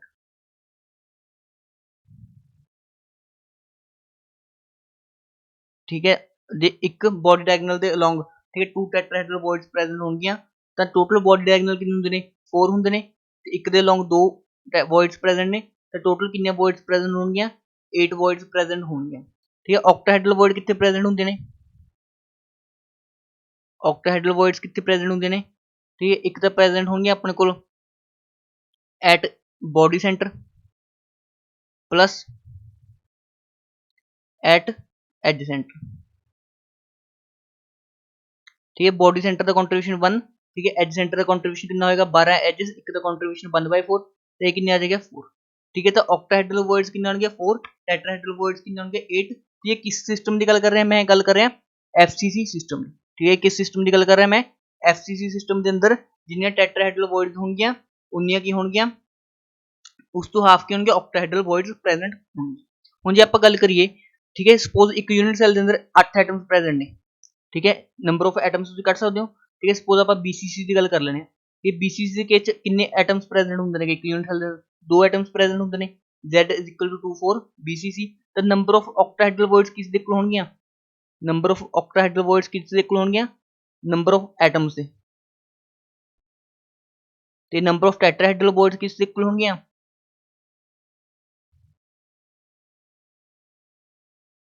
2 times number of atoms. मतलब इस केस च, ठीक है, ऑक्टाहेड्रल वर्ड्स कितने हो जाएंगे 2, ते टेट्राहेड्रल वर्ड्स कितने हो जाएंगे 4 हो जाएंगे। मतलब पर एटम कितने टेट्राहेड्रल वर्ड्स नहीं है, पर एटम, ठीक है, 2 टेट्राहेड्रल वर्ड्स पर एटम कितने वर्ड्स प्रेजेंट ने, 2 टेट्राहेड्रल वर्ड्स प्रेजेंट होंगे हैं। ठीक है, पर एटम 2 टेट्राहेड्रल वर्ड्स की प्रेजेंट होंगे ने इन अ यूनिट सेल। उस तो बाद आप डिस्कस करिए रेडियस रेशियो। ठीक है, रेडियस रेशियो का की मतलब हैगा, हुण देखो अपने को सपोज मैंने अरेंज किया एटम्स, ठीक है, चौथा मैंने ऊपर करता। ठीक है, सपोज जी खाली जगह बच गई इतने मैंने, ठीक है, कोई कटायन फिक्स करता आर पॉजिटिव। ठीक है, तो जो अनायन का रेडियस है ये वाला, ठीक है, इसमें आर नैगेटिव मान लेंगे। ठीक है, आर पॉजिटिव से आर नैगेटिव दे मतलब रेडियस रेशियो का की मतलब होया radius of cation divide by radius of अनायन। ठीक है, रेडियस रेशियो का की मतलब होया radius of cation divide by radius of अनायन। इस रेशियो ਨੂੰ ਆਪਾਂ ਕੀ ਬੋਲ ਦਨਾਂਗੇ, रेडियस रेशियो बोल देना। मतलब रेडियस रेशियो की रिप्रेजेंट करते हैं कितनी खाली स्पेस बच चुकी है। हुण देखो जे अपने को ट्रायंगुलर वॉइड है, ट्रायंगुलर वॉइड किवें बनेगी, जो 3 एटम्स ਨੂੰ ਆਪਾਂ इस तरह अरेंज करता, ये ਜਿਹੜੀ खाली स्पेस बची this is a basically a triangular void. ठीक है, इस केस 3 एटम्स मिलके कोऑर्डिनेशन नंबर 3, ਤੇ ਇਸ ਦੀ ਰੇਂਜ ਕਿੱਥੇ ਤੋਂ ਕਿੱਥੇ ਲਾਈ ਕਰਦੀ ਹੈ 0.115 ਤੋਂ ਲੈ ਕੇ 0.225 ਤੱਕ। ਠੀਕ ਹੈ, ਟੈਟਰਾहेड्रल ਦੀ 0.225 ਤੋਂ ਲੈ ਕੇ 0.414। ठीक है, उस तो 0.414 ਤੋਂ ਲੈ ਕੇ 0.732 तक लाई करती किसकी। ठीक है, स्क्वेयर प्लेनर की भी सेम होंगी है, ऑक्टाहेड्रल की भी सेम होंगी है, बट स्क्वेयर प्लेनर 4 एटम्स मिलकर बनती है इसका कोऑर्डिनेशन नंबर 4, ऑक्टाहेड्रल 6 एटम्स मिलकर बनती है इसका कोऑर्डिनेशन नंबर 6। तो क्यूबिकल वॉइड के अंदर, ठीक है, की होगी 0.732 to लेके 1 तक। ठीक है, इसका कोऑर्डिनेशन नंबर 8 हो जाएगा। ये सारे किसके ने एग्जांपल्स ने। ठीक है, ये सारे की इसके एग्जांपल ने। जो अपने को NaCl है वो किस ऑक्टाहेड्रल वर्ड शो करते हैं, जो ZnS ਤੇ SiO2 ने वो की करते हैं टेट्राहेड्रल वॉइड के अंदर एग्जिस्ट करते हैं। ठीक है, ये इंपॉर्टेंट है बिकॉज इस तो ही अपने को की बनते हैं स्ट्रक्चर ऑफ आयनिक कंपाउंड्स बनते हैं ਜਿਹੜੇ दे रखे ने। ठीक है, जिस तरह NaCl हैगा, NaCl के अंदर Na पॉजिटिव कितने प्रेजेंट होएगा ऑक्टाहेड्रल वॉइड्स के अंदर, ते Cl नेगेटिव की बनाएगा CCP। मतलब जितने भी लैटिस पॉइंट होंगे उससे की प्रेजेंट होएगा CCP। ठीक, कोऑर्डिनेशन नंबर की रिप्रेजेंट करता है। ठीक है, ਤੁਸੀਂ कोऑर्डिनेशन नंबर याद करने ने। ठीक है, NaCl ਦੇ स्ट्रक्चर ਨੂੰ ਆਪਾਂ ਕੀ ਬੋਲ ਦੇਣਗੇ रॉक सॉल्ट स्ट्रक्चर बोल देंगे। तो कोऑर्डिनेशन नंबर का की मतलब होंगे हर एक Na पॉजिटिव आयन, ठीक है, 6 Cl नेगेटिव आयन्स ने सराउंड कर रखे, तो हर एक Cl negative ion 6 Na positive ion ने सराउंड कर रखे। तो इसका कोऑर्डिनेशन नंबर कितना बन जाएगा 6:6। ठीक है, सीजियम क्लोराइड के केस की होएगा, ठीक है, 8:8 कोऑर्डिनेशन नंबर। तो ये सारे कोऑर्डिनेशन नंबर तुम ध्यान रख लियो। ठीक है, दैट इज इनफ। ठीक है, उस तो बाद आप गल करिए टॉपिक अपने को बनता है डिफेक्ट्स। ठीक है, डिफेक्ट्स का की मतलब होंगे, ठीक है, जो आप क्रिस्टल्स ढूंढेंगे, ठीक है, डिफेक्ट्स का की मतलब होंगे ਜਾਂ ਇਸ ਨੂੰ ਆਪਾਂ बोल देना imperfections। डिफेक्ट्स बोल दो ਜਾਂ ਇਸ ਨੂੰ बोल दो imperfections। डिफेक्ट्स की होंगे ने ਜੇ ਆਪਾਂ ਇੱਕ ਆਈਡਲ ਕ੍ਰਿਸਟਲ ਦੀ ਗੱਲ ਕਰੀਏ, ਆਈਡਲ ਕ੍ਰਿਸਟਲ किस तरह ਬਣਿਆ ਹੋਊਗਾ, एक कटायन होएगा एक अनायन होएगा।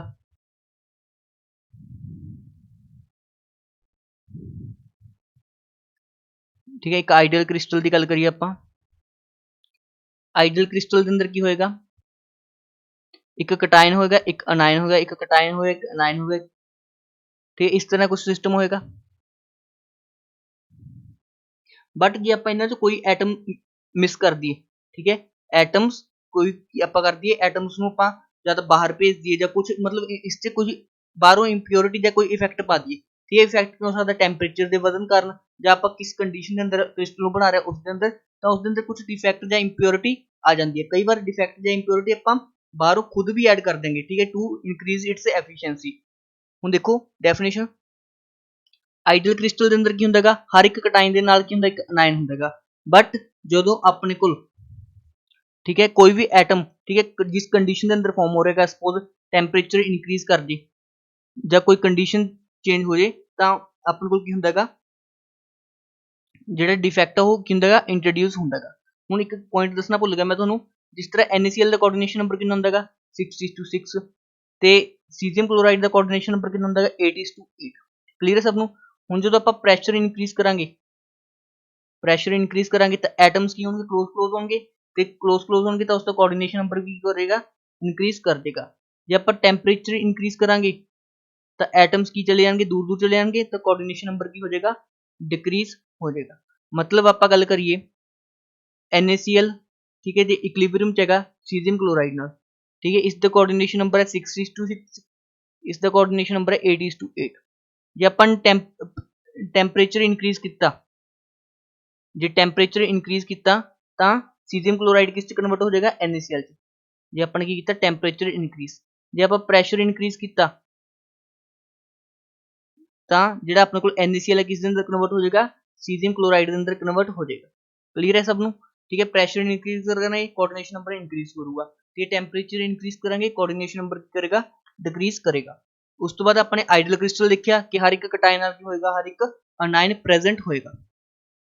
उस तो बाद देखो, ठीक है, डिफेक्ट्स, ठीक है, एट 0 कैल्विन नोट कर लो, एट 0 कैल्विन, ठीक है, 0 कैल्विन की बोल देना आप एब्सोल्यूट 0 बोल देंगे, ठीक है, इससे कोई डिफेक्ट एग्जिस्ट नहीं करता, ठीक है, नॉन डिफेक्ट, ठीक है। डिफेक्ट की होंगे any deviation from the perfectly ordered arrangement give rise to a defect और इंपरफेक्शन इन द क्रिस्टल, ठीक है। दो तरह के डिफेक्ट्स होंगे, एक होंगे स्टोकियोमेट्रिक डिफेक्ट, एक होंगे नॉन स्टोकियोमेट्रिक डिफेक्ट। स्टोकियोमेट्रिक डिफेक्ट का मतलब होंगे इक्वल कटायन ते इक्वल अनायन की होंगे मिसिंग होंगे, ठीक है, इक्वल कटायन ते इक्वल अनायन की होंगे मिसिंग होंगे।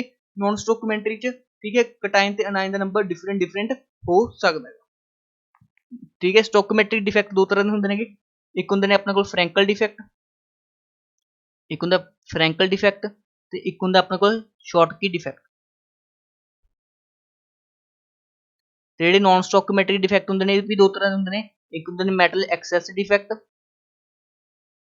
ते एक होंगे ने मैटल डेफिशिएंसी डिफेक्ट, ठीक है। आप सारे डिस्कस करते हैं कि होंगे ने फ्रैंकल, ठीक है, दो तरह के स्टोकियोमेट्रिक डिफेक्ट हो गए, एक हो गए शॉर्टकी, एक हो गया फ्रैंकल, ठीक है। इन्हों की होंगे शॉर्ट स्टोकियोमेट्रिक डिफेक्ट की होगा इक्वल नंबर ऑफ कटायन ते अनायन की होंगे मिस होंगे फ्रॉम द क्रिस्टल लैटिस। जे इक्वल नंबर कटायन ते अनायन मिस होंगे तो there is no change in the formula of the compound, ठीक है, फॉर्मूला तो कोई इफेक्ट नहीं पाएगा क्योंकि इक्वल नंबर के अंदर कटायन ते अनायन की होंगे मिसिंग होंगे, ठीक है। मैं एक बार खुद समझा देना, ठीक है जी। मेरे को एक परफेक्ट क्रिस्टल है, ठीक, मैं परफेक्ट अरेंजमेंट बनाना,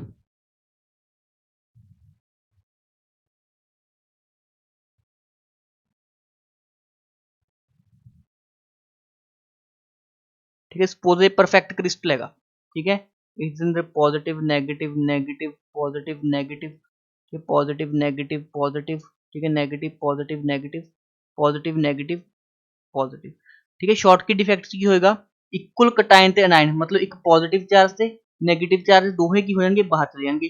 फ्रैंकल डिफेक्ट की होएगा अपने को एक कटायन मिस होके, ठीक है, इंटरस्टिशियल साइड से आ जाए, ठीक है। दोहे डिटेल से डिस्कस करते हैं आप, पहले फ्रैंकल डिफेक्ट दे रहे हैं, ठीक है। फ्रैंकल डिफेक्ट की होंगे, ठीक है, जो कटायन होंगे, ठीक है, ये पॉजिटिव चार्ज है एम पॉजिटिव एक्स नेगेटिव, ठीक है, पॉजिटिव नेगेटिव इस तरह बने होंगे क्रिस्टल कोई परफेक्ट, ठीक है। इस करके की होएगा, इस डिफेक्ट की होएगा जो कटायन होंगे वो अपनी पोजीशन तो आके इंटरस्टिशियल साइड से है, ठीक है। इस की आएगा पॉजिटिव चार्ज होंगे अब दी मेन साइड तो छड़ के कितने आएगा इंटरस्टिशियल साइड, ठीक है। इस साइड को की बोल देंगे आप इंटरस्टिशियल साइड, ठीक है। हम कटायन ही क्यों मूव किया, पॉजिटिव चार्ज ही क्यों मूव किया, नेगेटिव चार्ज क्यों नहीं मूव किया, क्योंकि पॉजिटिव चार्ज जो एटम आयन होंगे वो कि स्मॉल होंगे साइज से एज कंपेयर टू अनायन, ठीक है। कटायन हमेशा की होएगा स्मॉल इन साइज होएगा as compare to the anion, जिस करके, ठीक है, द स्मॉलर आयन, ठीक है, usually cation is delocalised from its normal site.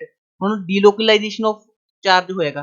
Delocalisation of charge मतलब कंडक्टिविटी की हो जाएगी इंक्रीज हो जाएगी, कंडक्टिविटी की हो जाएगी इंक्रीज हो जाएगी, क्योंकि चार्ज मूव कितेगा तो एंट्रोपी भी की कर देगी इंक्रीज कर देगी, मतलब रैंडमनेस भी की हो जाएगी इंक्रीज हो जाएगी। क्लीयर है सब नूं? हुण देखो इस च कटाइन ते एनाइन दा साइज की होना चाहिए, लार्ज डिफरेंस होना चाहिए, तो लिखांगे लार्ज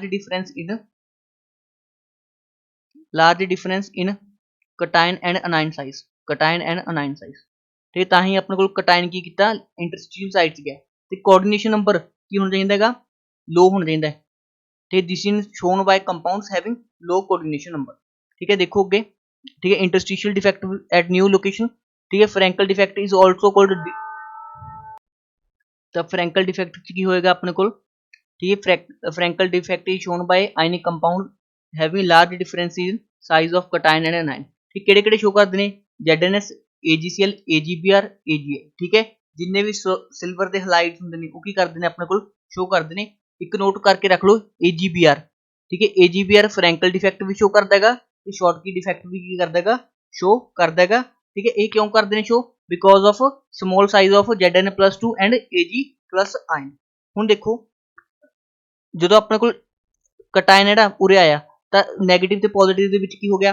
अट्रैक्शन बढ़ गया, क्योंकि एटम्स की हो गए ऑपोजिट चार्ज आयन की हो गए क्लोज हो गए, जिस करके डाइलैक्ट्रिक कांस्टेंट की हो जाएगा इंक्रीज हो जाएगा। ठीक है, डाइलैक्ट्रिक कांस्टेंट तुसीं पढ़िया होना फिजिक्स के अंदर, जिसनों आपां के नाल रिप्रेजेंट करते हैं। क्लीयर है सब नूं? ठीक है, this is all about Frenkel defect. ते फ्रैंकल डिफेक्ट के अंदर कोई डेंसिटी डिक्रीज नहीं होगी। ठीक है, डेंसिटी की रहेगी सेम रहेगी। क्यों? क्योंकि एटम कित्थों आया? ते उरो आया उरे आ गया, मतलब क्रिस्टल सिस्टम के विदिन ही प्रेजेंट है, तो डेंसिटी के अंदर कोई इफेक्ट नहीं आने वाला है। ठीक है, उस तो बाद देखते हैं कुछ इंपॉर्टेंट पॉइंट्स रिगार्डिंग। ठीक है, चलो इन्ना ही, ठीक है, फ्रैंकल डिफेक्ट का इन्ना ही ध्यान रखना है। ठीक है, इस तो अलावा कोई पॉइंट नहीं बनता फ्रैंकल डिफेक्ट को, एग्जाम्पल्स जरूर ध्यान रखनी नहीं। ठीक है, मेरे ख्याल शायद इस तो फ्रैंकल डिफेक्ट का क्वेश्चन आ चुका है तो मास्टर कैडर के एग्जामिनेशन के अंदर। ठीक है, उस तो बाद शॉर्टकी डिफेक्ट। ठीक है, शॉर्टकी डिफेक्ट की होया एक पूरे क्रिस्टल लैटिस तो एक दा पॉजिटिव उरे पॉजिटिव सी पहला, और पॉजिटिव भी रिमूव हो गया, तो एक नेगेटिव सीगा वो भी रिमूव हो गया, मतलब इक्वल नंबर ऑफ कटाइन ते अनाइन की होंगे मिस होंगे। ठीक है, एक पॉजिटिव चार्ज चला गया एक नेगेटिव, या दो पॉजिटिव चले जान या दो नेगेटिव चले जान, मतलब कटाइन ते अनाइन हमेशा इक्वल नंबर के अंदर मिसिंग होंगे। इस तरह डिफेक्ट नूं आपां बोलदे हां शॉर्टकी डिफेक्ट। हुण देखो दोहां ने जे बाहर जाना हैगा तो दोहे की होने चाहिए ने ऑलमोस्ट सेम साइज दे होने चाहिए ने। ठीक है, तो जिहड़ा कटाइन ते अनाइन दा साइज हैगा वो की होना चाहिए ऑलमोस्ट सेम होना चाहिए हैगा। कटाइन ते अनाइन दा साइज की होना चाहिए ऑलमोस्ट सेम होना चाहिए in case of Schottky defect.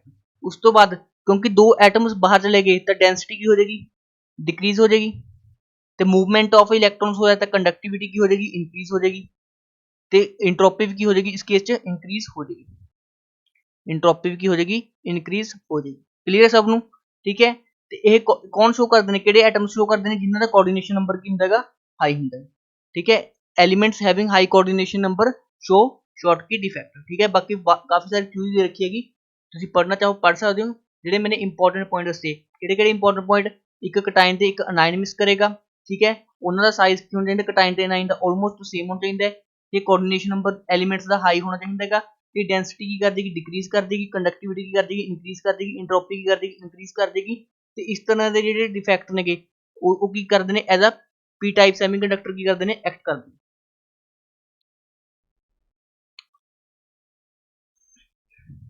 ठीक है जी, तो शॉर्टकी डिफेक्ट बारे इन्ने पॉइंट्स इंपॉर्टेंट थे। ठीक है, मैं सारे अगे पॉइंट दस देना। ठीक है, इक्वल कटाइन ते अनाइन मिसिंग होंगे पहला पॉइंट। ठीक है, रेडियस रेशियो की चाहिए ऑलमोस्ट, ठीक है, 1 इक्वल होनी चाहिए कि मतलब कटाइन ते अनाइन का साइज की होना चाहिए नॉट फार बिलो यूनिटी, मतलब यूनिटी तो ज़्यादा फर्क नहीं होना चाहिए। कटाइन ते अनाइन का की होना चाहिए साइज ऑलमोस्ट सेम होना चाहिए। ठीक है, इसमें कौन कौन शो करते हैं? ठीक है, जो अपने को एल्कली मेटल के हलाइड होंगे, ठीक है, NaCl, सीजियम क्लोराइड, KBr। ठीक है, की करते हैं अपने को शॉर्टकी डिफेक्ट की करते हैं शो करते हैं, तो किहड़े एलीमेंट शो करते हैं जिन्हों का कोऑर्डिनेशन नंबर की होंदा हाई होंदा। ठीक है, डेंसिटी की कर देंगे डिक्रीज कर देंगे, क्योंकि एक कटाइन ते अनाइन की हो गया मिसिंग हो गया, तो जी अपने को कंडक्टिविटी है की हो जाती है इंक्रीज हो जाती है as compare to initial. The presence of too many voids lower the lattice energy and stability of crystal. ठीक है, जो कटाइन ते अनाइन मिसिंग हो जाएंगे पॉजिटिव ते नेगेटिव चार्ज, ठीक है, जिन्होंने अंदर आपस में स्ट्रॉन्ग बॉन्ड थी जो बाहर हो गए, तो लैटिस जी अपने को स्टेबिलिटी की हो जाएगी डिक्रीज हो जाएगी because of Schottky defect. So this is all about the Schottky defect. Example जरूर ध्यान रखियो, ठीक है। ਜਿਹੜੇ ਆਪਣੇ ਕੋਲ ਫਰੈਂਕਲ ਡਿਫੈਕਟ ਕੌਣ ਸ਼ੋ ਕਰਦਾ ਹੈਗਾ, ਆਪਣੇ ਕੋਲ ਸਿਲਵਰ ਦੇ ਹਲਾਈਡਸ ਤੇ ZNS ਸ਼ੋ ਕਰਦਾ ਹੈਗਾ, ਤੇ ਜਿਹੜੇ ਆਪਣੇ ਕੋਲ ਸ਼ੌਰਟਕੀ ਡਿਫੈਕਟ ਉਹ ਕੌਣ ਸ਼ੋ ਕਰਦਾ ਹੈਗਾ, ਐਲਕਲੀ ਮੈਟਲ ਦੇ ਹਲਾਈਡਸ। ਉਸ ਤੋਂ ਬਾਅਦ ਆਪਣੇ ਕੋਲ ਨॉन ਸਟੋਕਿਓਮੈਟ੍ਰਿਕ ਡਿਫੈਕਟ ਮਤਲਬ ਇਸ ਜਿਹੜਾ ਪੋਜ਼ਿਟਿਵ ਨੈਗੇਟਿਵ ਚਾਰਜ ਦਾ ਡਿਸਟ੍ਰੀਬਿਊਸ਼ਨ ਅਲੱਗ-ਅਲੱਗ ਹੋ ਸਕਦਾ ਹੈ। 2 ਪੋਜ਼ਿਟਿਵ ਚਾਰਜ ਮਿਸ ਹੋ ਗਏ, 1 ਨੈਗੇਟਿਵ ਚਾਰਜ ਮਿਸ ਹੋ ਗਿਆ, ਤੇ 3 ਪੋਜ਼ਿਟਿਵ ਚਾਰਜ ਮਿਸ ਹੋ ਗਏ, 1 ਨੈਗੇਟਿਵ ਚਾਰਜ ਮਿਸ ਹੋ ਗਿਆ, ਮਤਲਬ ਇਕੁਅਲ ਨੰਬਰ 'ਚ ਨਹੀਂ ਹੋਣਗੇ, ਜਿਸ ਕਰਕੇ ਫਾਰਮੂਲਾ ਕੀ ਹੋ ਜਾਏਗਾ, ਕੰਪਾਊਂਡਸ ਦਾ ਚੇਂਜ ਹੋ ਜਾਏਗਾ। ਠੀਕ ਹੈ। ਮੈਟਲ ਐਕਸੈਸ ਡਿਫੈਕਟ ਹੁੰਦਾ ਹੈ ਤੇ ਇੱਕ ਹੁੰਦਾ ਮੈਟਲ ਡੈਫੀਸ਼ੀਐਂਸੀ ਡਿਫੈਕਟ। ਤੇ ਮੈਟਲ ਐਕਸੈਸ ਦਾ ਕੀ ਮਤਲਬ ਹੈ, ਪੋਜ਼ਿਟਿਵ ਚਾਰਜ ਕੀ ਹੋ ਜਾਏਗਾ, ਐਕਸੈਸ ਦੇ ਅੰਦਰ ਹੋ ਜਾਏਗਾ। ਮੈਟਲ ਡੈਫੀਸ਼ੀਐਂਸੀ ਕੀ ਹੈ, ਮਤਲਬ ਨੈਗੇਟਿਵ ਚਾਰਜ ਕੀ ਹੋ ਜਾਏਗਾ, ਐਕਸੈਸ ਦੇ ਅੰਦਰ ਹੋ ਜਾਏਗਾ। ਹੁਣ ਪੋਜ਼ਿਟਿਵ ਚਾਰਜ ਨੂੰ ਐਕਸੈਸ ਕਰਨਾ ਹੈ, ਜਾਂ ਤਾਂ ਕੀ ਕਰੋ, ਨੈਗੇਟਿਵ ਚਾਰਜ ਨੂੰ ਕੀ ਕਰ ਦੋ, ਰਿਮੂਵ ਕਰ ਦੋ, ਜਾਂ ਤਾਂ ਨੈਗੇਟਿਵ ਚਾਰਜ ਨੂੰ ਕੀ ਕਰ ਦੋ, ਰਿਮੂਵ ਕਰ ਦੋ, ਜਾਂ ਕੀ ਕਰ ਸਕਦੇ ਹਾਂ, ਪੋਜ਼ਿਟਿਵ ਚਾਰਜ ਨੂੰ ਐਡ ਕਰ ਸਕਦੇ ਹਾਂ। ਮਤਲਬ ਆਪਣੇ ਕੋਲ ਮੈਟਲ ਐਕਸੈਸ ਡਿਫੈਕਟ ਆਪਾਂ ਦੋ ਤਰ੍ਹਾਂ ਨਾਲ ਕਰ ਸਕਦੇ ਹਾਂ, ਜਾਂ ਤਾਂ ਅਨਾਇਨ ਨੂੰ ਬਾਹਰ ਕੱਢ ਦੋ, ਠੀਕ ਹੈ, ਅਨਾਇਨ ਵੈਕੈਂਸੀ ਕਰ ਦੋ, ਜਾਂ ਪੋਜ਼ਿਟਿਵ ਚਾਰਜ ਨੂੰ ਐਡ ਕਰ ਦੋ। ਠੀਕ ਹੈ। ਮੈਟਲ ਡੈਫੀਸ਼ੀਐਂਸੀ ਕਿਸ ਤਰ੍ਹਾਂ ਹੋਏਗੀ, ਪੋਜ਼ਿਟਿਵ ਚਾਰਜ ਨੂੰ ਕੀ ਕਰ ਦੋ, ਰਿਮੂਵ ਕਰ ਦੋ, ਸਿੰਪਲੀ ਪੋਜ਼ਿਟਿਵ ਚਾਰਜ ਨੂੰ ਕੀ ਕਰ ਦੋ, ਰਿਮੂਵ ਕਰ ਦੋ, ਤਾਂ ਕੀ ਆ ਜਾਏਗਾ ਆਪਣੇ ਕੋਲ, ਮੈਟਲ ਡੈਫੀਸ਼ੀਐਂਸੀ ਡਿਫੈਕਟ ਆ ਜਾਏਗਾ। ਹੁਣ ਦੇਖੋ ਜਿਸ ਤਰ੍ਹਾਂ ਆਪਣੇ ਕੋਲ ਮੈਟਲ ਐਕਸੈਸ ਡਿਫੈਕਟ ਹੈਗਾ, ਉਰੇ ਕੀ ਕੀਤਾ ਮੈਨੇ, ਠੀਕ ਹੈ, ਮੈਟਲ ਐਕਸੈਸ, ਠੀਕ ਹੈ, ਮੈਟਲ ਕੀ ਹੈਗਾ, ਐਕਸੈਸ ਦੇ ਅੰਦਰ ਹੋ ਗਿਆ। ਮੈਟਲ ਐਕਸੈਸ ਦੇ ਅੰਦਰ ਕਦੋਂ ਹੋਏਗਾ ਆਪਣੇ ਕੋਲ, ਜਦੋਂ ਪੋਜ਼ਿਟਿਵ ਚਾਰਜ ਕੀ ਕਰੇਗਾ, ਇਨਕਰੀਜ਼ ਕਰੇਗਾ। ਹੁਣ ਦੇਖੋ ਆਪਾਂ ਨੇ ਕੀ ਕੀਤਾ, ਨੈਗੇਟਿਵ ਚਾਰਜ ਨੂੰ ਰਿਮੂਵ ਕਰਤਾ, ਠੀਕ ਹੈ, ਔਰ ਆਪਾਂ ਸਪੋਜ਼ ਕਰੋ ਨੈਗੇਟਿਵ ਚਾਰਜ ਨੂੰ ਹਟਾਤਾ, ਠੀਕ ਹੈ, ਨੈਗੇਟਿਵ ਚਾਰਜ ਨੂੰ ਆਪਾਂ ਨੇ ਰਿਮੂਵ ਕੀਤਾ, ਕ੍ਰਿਸਟਲ ਦੇ ਅੰਦਰੋਂ ਬਾਹਰ ਕੱਢਿਆ। ਠੀਕ ਹੈ। ਨੈਗੇਟਿਵ ਚਾਰਜ ਕਿਸ ਤਰ੍ਹਾਂ ਰਿਮੂਵ ਕਰਾਂਗੇ, ਬਾਈ ਹੀਟਿੰਗ। ਇਹ ਕ੍ਰਿਸਟਲ ਨੂੰ ਜਦੋਂ ਆਪਾਂ ਹੀਟ ਕਰ ਦੇंगे, ਠੀਕ ਹੈ, ਉਦੋਂ ਨੈਗੇਟਿਵ ਚਾਰਜ ਬਾਹਰ ਹੋ ਗਿਆ। ਹੁਣ ਨੈਗੇਟਿਵ ਚਾਰਜ ਦੀ ਜਗ੍ਹਾ ਤੇ ਖਾਲੀ ਸਪੇਸ ਬਚ ਗਈ, ਠੀਕ ਹੈ। ਇਸ ਖਾਲੀ ਸਪੇਸ ਨੂੰ ਕੀ ਬੋਲਦੇ ਆਪਾਂ, ਐਫ ਸੈਂਟਰ ਬੋਲਦੇ ਹਾਂ, ਠੀਕ ਹੈ। ਐਫ ਸੈਂਟਰ ਦਾ ਮਤਲਬ ਹੁੰਦਾ ਹੈਗਾ ਫਾਰਬ ਸੈਂਟਰ, ਠੀਕ ਹੈ। ਫਾਰਬ ਇੱਕ ਜਰਮਨ ਵਰਡ ਹੈਗਾ ਜਿਸ ਦਾ ਮਤਲਬ ਹੁੰਦਾ ਕਲਰ। ਮਤਲਬ ਜਿਹੜਾ ਇਹ ਐਫ ਸੈਂਟਰ ਹੈ, it is responsible for the colour of compounds. ਹੁਣ ਜਦੋਂ ਇਹ ਐਫ ਸੈਂਟਰ ਹੋ ਗਿਆ, ਹੁਣ ਆਪਾਂ ਐਂ ਤਾਂ ਹੈਗਾ ਨਹੀਂ ਵੀ ਇਹਨੂੰ ਐਂ ਛੱਡ ਦਾਂਗੇ, ਆਪਾਂ ਨੂੰ ਇਲੈਕਟ੍ਰੀਕਲ ਨਿਊਟਰੈਲਿਟੀ ਦਾ ਮੇਨਟੇਨ ਕਰਨੀ ਪਊਗੀ, ਚਾਰਜ ਓਵਰਆਲ, ਤਾਂ ਆਪਾਂ ਇਸ ਦੀ ਜਗ੍ਹਾ ਤੇ ਕੀ ਕਰ ਦਿੰਦੇ ਹਾਂ, ਇਲੈਕਟ੍ਰੋਨ ਐਡ ਕਰ ਦਿੰਦੇ ਹਾਂ, ਠੀਕ ਹੈ। ਇਲੈਕਟ੍ਰੋਨ ਨਾਲ ਕੀ ਹੁੰਦਾ ਹੈਗਾ, ਠੀਕ ਹੈ, ਇਲੈਕਟ੍ਰੋਨ ਜਦੋਂ ਆਪਾਂ ਨੇ ਐਡ ਕਰਤਾ, ਠੀਕ ਹੈ, ਟੂ ਮੇਨਟੇਨ ਦਾ ਇਲੈਕਟ੍ਰੀਕਲ ਨਿਊਟਰੈਲਿਟੀ, ਤਾਂ ਇਹੀ ਇਲੈਕਟ੍ਰੋਨ ਕੀ ਹੁੰਦਾ ਹੈਗਾ, it is responsible for the colour of compound. ਕਿਉਂ, ਕਿਉਂਕਿ ਇਹ ਇਲੈਕਟ੍ਰੋਨ ਕੀ ਹੁੰਦਾ ਹੈਗਾ, ਅਨਪੇਡ ਇਲੈਕਟ੍ਰੋਨ ਹੁੰਦਾ ਹੈਗਾ, ਜਿਸ ਕਰਕੇ ਇਹ ਕੀ ਹੁੰਦਾ ਹੈਗਾ, ਕਲਰ ਆਫ ਕੰਪਾਊਂਡ ਲਈ ਕੀ ਹੁੰਦਾ ਹੈਗਾ, ਰਿਸਪੋਂਸਿਬਲ ਹੁੰਦਾ ਹੈਗਾ। ठीक है। देख लो, the anionic site occupied by unpaired electron are called F centres, ठीक है, from German word Farbe centre, ठीक है, जिसका मतलब होता है कलर सेंटर, ठीक है। They impart yellow colour in the crystal of NaCl, ठीक है। NaCl ਦਾ ਜਿਹੜਾ ਕ੍ਰਿਸਟਲ ਹੈਗਾ ਉਹ yellow ਹੋ ਜਾਂਦਾ ਬਿਕੋਜ਼ ਆਫ F ਸੈਂਟਰ। ਜਿਹੜਾ KCl ਦਾ ਕਲਰ ਹੈਗਾ ਉਹ ਵਾਇਲਟ ਹੋ ਜਾਂਦਾ because of metal excess defect. ਜਿਹੜਾ ਲੀਥੀਅਮ ਕਲੋਰਾਈਡ ਦਾ ਜਿਹੜਾ ਕਲਰ ਹੈਗਾ ਉਹ ਕਿਸ ਤਰ੍ਹਾਂ ਹੁੰਦਾ ਹੈ, ਪਿੰਕ ਹੋ ਜਾਂਦਾ ਹੈ, ਠੀਕ ਹੈ। ਕਲਰ ਤੁਸੀਂ ਯਾਦ ਕਰ ਸਕਦੇ ਹੋ, ਠੀਕ ਹੈ। ਜਿਹੜਾ ਜ਼ਿੰਕ ਆਕਸਾਈਡ ਹੁੰਦਾ ਹੈਗਾ, ठीक है, वाइट ਹੁੰਦਾ ਹੈਗਾ रूम टेंपरेचर ਤੇ, ਪਰ ਜਦੋਂ ਇਹ ਡਿਫੈਕਟ ਆ ਜਾਂਦਾ ਹੈਗਾ, ਠੀਕ ਹੈ, ਔਨ ਹੀਟਿੰਗ ਇਹ ਕਿਸ ਤੇ ਕਨਵਰਟ ਹੋ ਜਾਂਦਾ ਹੈਗਾ, ਯੈਲੋ ਕਲਰ ਹੋ ਜਾਂਦਾ ਹੈ, ਕਿਉਂਕਿ ਇਹ ਇਲੈਕਟ੍ਰੋਨ ਕੀ ਹੁੰਦਾ ਹੈਗਾ, electron is responsible for the change in colour of the compound. So this defect is known as metal excess defect. ਉਸ ਤੋਂ ਬਾਅਦ ਮੈਟਲ ਐਕਸੈਸ ਹੋ ਗਿਆ, ਆਪਣੇ ਕੋਲ ਜ਼ਿੰਕ ਦਾ ਕੇਸ ਆਪਾਂ ਨੇ ਡਿਸਕਸ ਕਰ ਲਿਆ, ਠੀਕ ਹੈ। Metal access due to interstitial ਕਟਾਇਨ, ਕਿ ਆਪਾਂ ਨੇ ਬਾਹਰੋਂ ਕਟਾਇਨ ਐਡ ਕਰਤਾ, ਬਾਹਰੋਂ ਕੀ ਕਰਤਾ, ਪੋਜ਼ਿਟਿਵ ਚਾਰਜ ਐਡ ਕਰਤਾ, ਜਿਸ ਕਰਕੇ ਜਿਹੜਾ ਆਪਣਾ ZnO4 ਦਾ ZnO ਦਾ ਕਲਰ ਪਹਿਲਾਂ ਕੀ ਹੁੰਦਾ ਹੈਗਾ, ਵਾਈਟ, ਠੀਕ ਹੈ। ਜਦੋਂ ਆਪਾਂ ਇਸ ਨੂੰ ਹੀਟ ਕਰ ਦਿਆਂਗੇ ਤਾਂ ਇਸ ਦਾ ਕਲਰ ਕੀ ਹੋ ਜਾਂਦਾ ਹੈਗਾ, ਠੀਕ ਹੈ, Zn+2, ਇਹ ਕੀ ਹੋ ਜਾਂਦਾ ਹੈਗਾ, ਸਾਈਡ ਦੇ ਅੰਦਰ ਚਲਾ ਜਾਂਦਾ ਹੈਗਾ। ਜਿਹੜੇ ਇਹ ਇਲੈਕਟ੍ਰੋਨ ਨੇਗੇ ਕਲਰ ਚੇਂਜ ਕਰ ਦਿੰਦੇ ਨੇ, ਠੀਕ ਹੈ। ਇਲੈਕਟ੍ਰੋਨ ਕੀ ਹੁੰਦੇ ਨੇ, ਟ੍ਰੈਪਡ ਹੋ ਜਾਂਦੇ ਨੇਗੇ, ਤੇ ਇਹ ਇਲੈਕਟ੍ਰੋਨ ਕੀ ਹੁੰਦੇ ਨੇ, ਕੰਡਕਟਿਵਿਟੀ ਨੂੰ ਵੀ ਐਕਸਪਲੇਨ ਕਰਦੇ ਨੇ, ਆਲਸੋ ਕਲਰ ਚੇਂਜ ਕਰ ਦਿੰਦੇ ਨੇ। ਪਹਿਲਾਂ ਹੁੰਦਾ ਵਾਈਟ, ਫਿਰ ਕਿਸ ਚ ਕਨਵਰਟ ਕਰ ਦਿੰਦੇ ਨੇ, ਯੈਲੋ ਚ। क्लियर है। तो दो तरह के डिफेक्ट हो गए अपने को, मैटल एक्सेस ते हुण मैटल डेफिशिएंसी देख लेने। मैटल डेफिशिएंसी नूं क्या बोल सकते हैं, डोपिंग बोल सकते हैं। ये डोपिंग की होंगी जो आप कोई बाहरों फॉरन एटम ऐड कर देने किसी क्रिस्टल लैटिस के अंदर, ठीक है। ज़्यादा डोपिंग आप 14 ग्रुप्स भी कर सकते हैं, ज़्यादा इसकी 30 नाल कर दो, या इसकी 15 ग्रुप ना कर दो जी, ठीक है। 13 ग्रुप ना डोपिंग करते हैं तो उसको आप पी टाइप सेमीकंडक्टर बोलेंगे, जी 15 ग्रुप ना कर देंगे तो उसको आप बोलेंगे एन टाइप सेमीकंडक्टर बोलेंगे, ठीक है। ज़्यादा डिटेल तुहानूं आंदी होएगी डोपिंग, ठीक है। इस मैनूं ज़्यादा कुछ एक्सप्लेन करने की जरूरत नहीं हैगी। हुण जे इस वीडियो की गल करिए, जिहड़े स्टूडेंट्स ने ऑलरेडी पढ़ चुके हैं ये चैप्टर, ठीक है, उन्होंने बिल्कुल समझ आया होना, बट जिन्होंने पहली बार पढ़ रहे हैं मे बी शायद मैंने थोड़ा फास्ट पढ़ाता है चैप्टर, बिकॉज मैं सारा चैप्टर कवर करना चाहता सीगा। तो I hope you have enjoyed this session, ठीक है। इसी तरह की होर वीडियोज़ लिए you can subscribe to my channel. Thank you for watching this video.